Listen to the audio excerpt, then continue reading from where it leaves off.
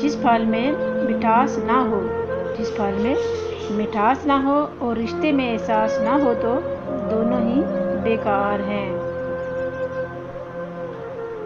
रिश्ते रिश्ते एहसास के होते हैं, खून के नहीं।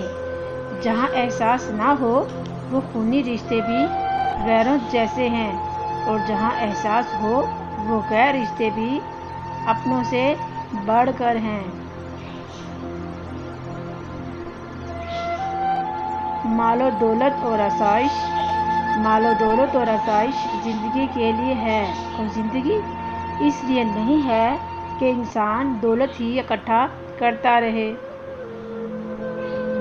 अक्लमंद और बेवकूफ़ों में कुछ न कुछ तो ऐब ज़रूर होते हैं, मगर अक्लमंद अपने ऐब खुद देखता है, जबकि बेवकूफ़ों के ऐब दुनिया देखती है।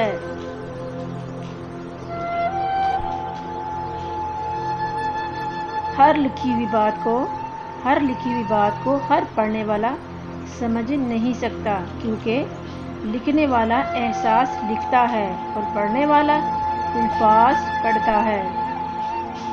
तालीम जिसके अंदर दाखिल होती है वो सादगी इख्तियार करता है, और जिसके ऊपर से गुजरती है वो मॉडर्न बन जाता है। आपका किरदार ही आपकी पहचान है, वरना एक नाम के तो लाखों इंसान होते हैं। याद रखो कि जो सबका दोस्त होता है ना वो किसी का भी दोस्त नहीं होता। इंसान की पहचान इल्म से नहीं होती बल्कि अदब से होती है, क्योंकि इल्म तो इब्लीस के पास भी था मगर वो अदब से महरूम था। ख्यालों की हिफाजत करो, ये अल्फाज बन जाते हैं। अल्फाज की हिफाजत करो, ये अमाल बन जाते हैं। और अमाल की हिफाजत करो, ये किरदार बन जाते हैं। किरदार की हिफाजत करो, क्योंकि ये तुम्हारी पहचान बन जाते हैं।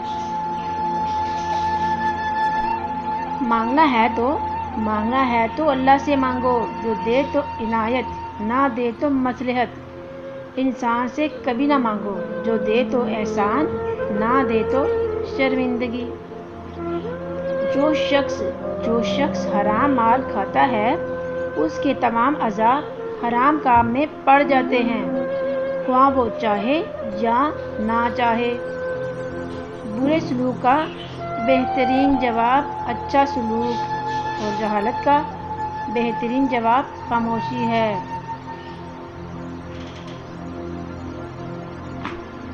मौका देने वाले को कभी धोखा, और धोखा देने वाले को कभी मौका ना दो।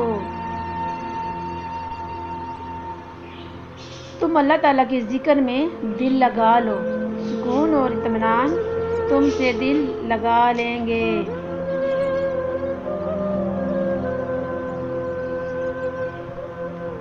वो दावत जिस सबसे बदतर है, जिसमें अमीर बुलाए जाएं और मसाकीन ना बुलाए जाएं। अगर तू इस कदर नमाज पढ़े कि कमर टेढ़ी हो जाए, इस कदर रोज़े रखे कि बदन में बहुत ज़्यादा दुबलापन आ जाए, मगर हरगिज़ फ़ायदा ना पाएगा जब तक हराम माल से परहेज़ ना करे। इमाम गज़ाली ने अपने बेटे को नसीहत की कि बेटा, अगर दुनिया के बाद कोई अच्छी चीज़ ढूंढना चाहो तो अच्छा दोस्त ढूंढना, क्योंकि अच्छा दोस्त ऐसे दरख्त की मानिंद है जो साया भी देगा और फल भी।